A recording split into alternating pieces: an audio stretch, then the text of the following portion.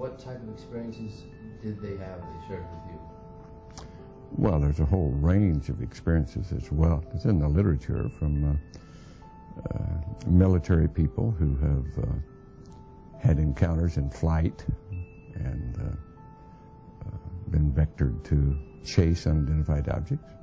People who have official positions whose job was to know about possible extraterrestrial visitation and to do something with it.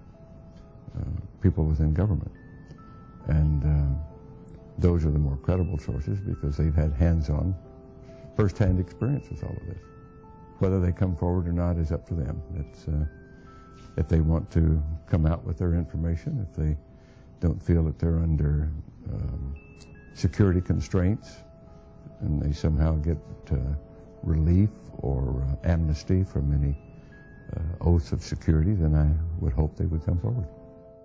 There's a lot that does go on with these high security classifications under military rules.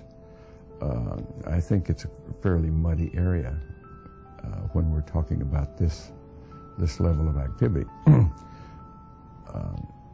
Yes, there are some stories that are rather ghastly, as a matter of fact. Now, I can't validate those. I don't know that they're necessarily true. But like many other stories, they put fear in the hearts of people, and that's perhaps why many of the people don't want to come forward. Well, my interest basically is what's the nature of the universe we live in? What is our relationship to the larger reality? If that's a part of the larger reality and we're denying it, that to me is unconscionable. I don't live that way. If I went into space to learn about the universe we live in, to get new insights, to go beyond the boundaries of our known existence.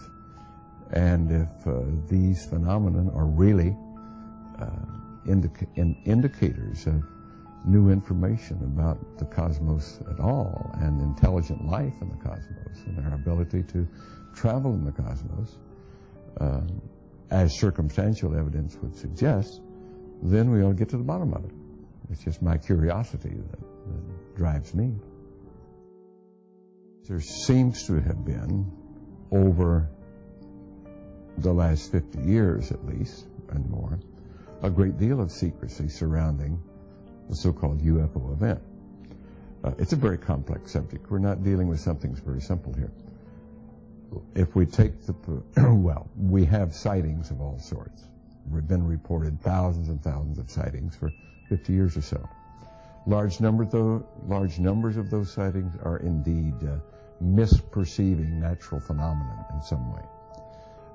But a large number of them are not misperceiving. They seem to be well-documented events that represent flying craft that do not match anything we have in an earthbound arsenal, which is very short of saying we have validated in the public domain that they are ET craft.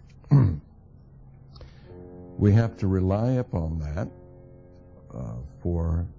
to get better answers. We have to rely upon people who have been there and interacted, have first-hand data. The only people I know of that claim to have been in that position are former intelligence, military, and government people, and some contractor people, whose official duties in the early days were to investigate this and know about it.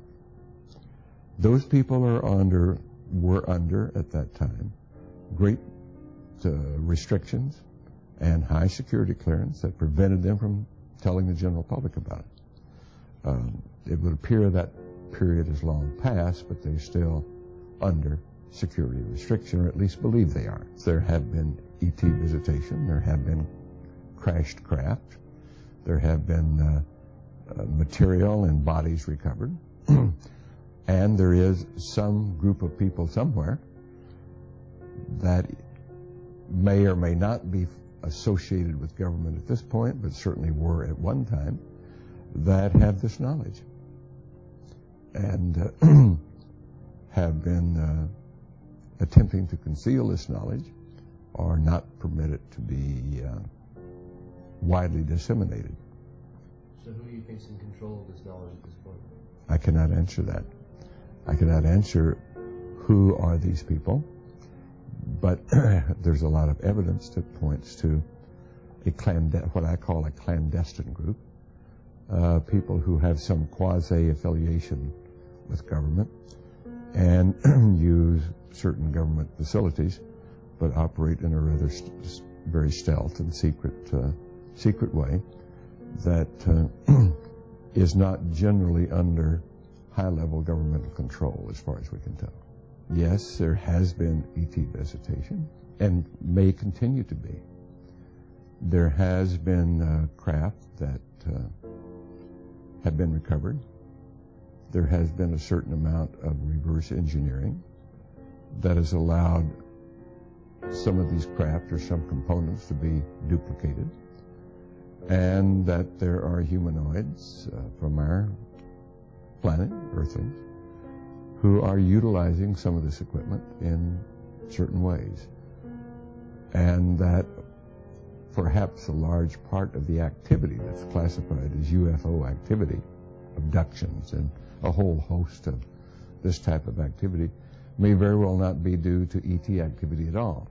I would suspect if any is due to ET activity, it's a rather small part, and that a larger portion is due to humanoid type activity, Earthling type activity, in a very clandestine fashion.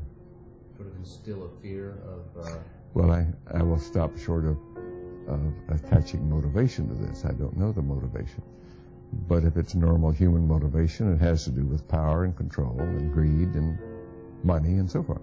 Those type of craft, humongous, very, very large craft, the size, so-called, or reportedly, the size of many football fields, that would be very hard to manufacture, conceal, and operate from an Earth base.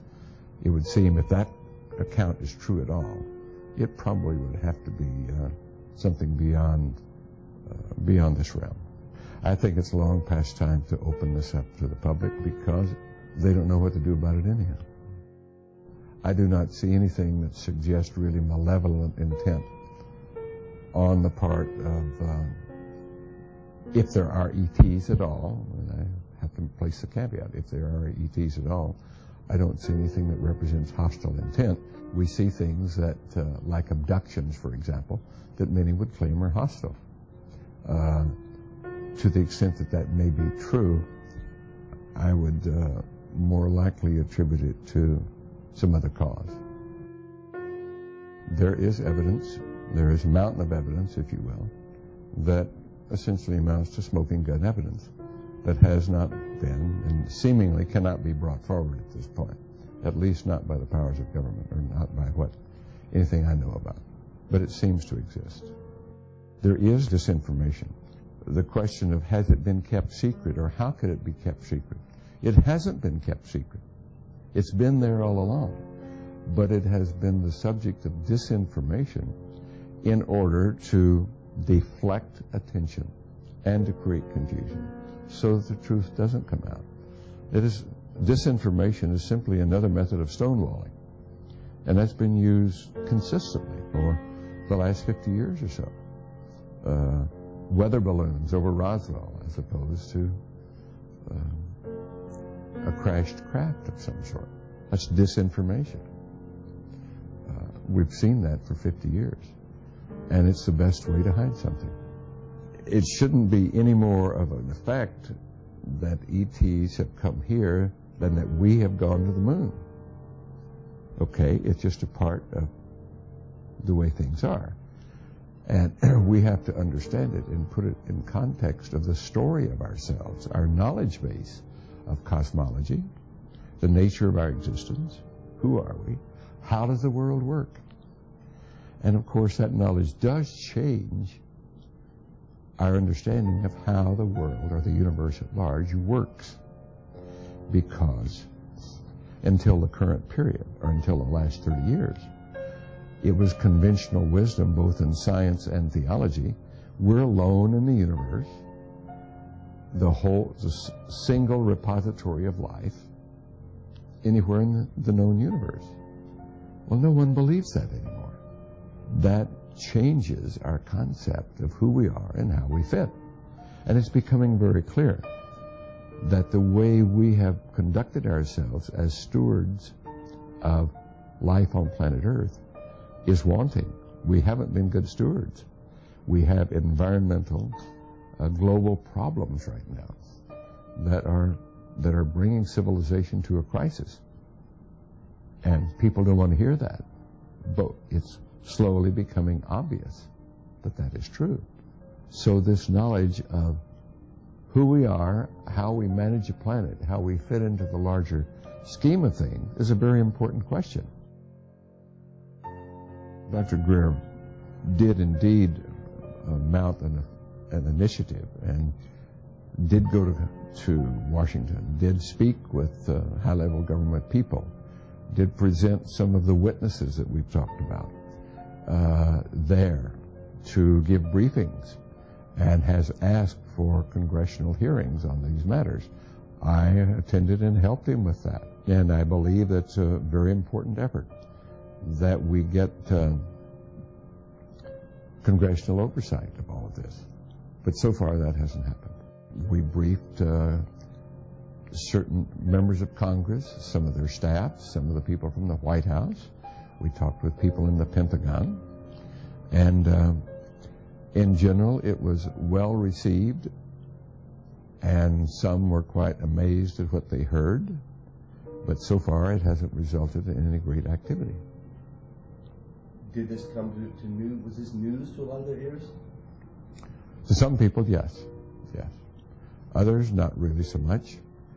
But I will say it led me to the belief that people in high-level government have very, very little, if any, information, valid information about this.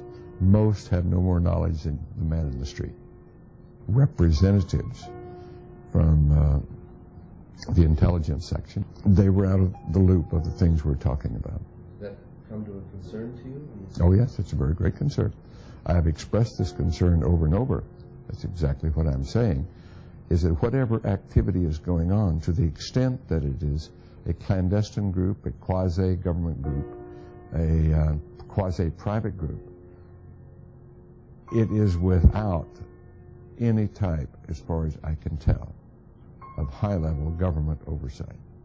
And that is a great concern.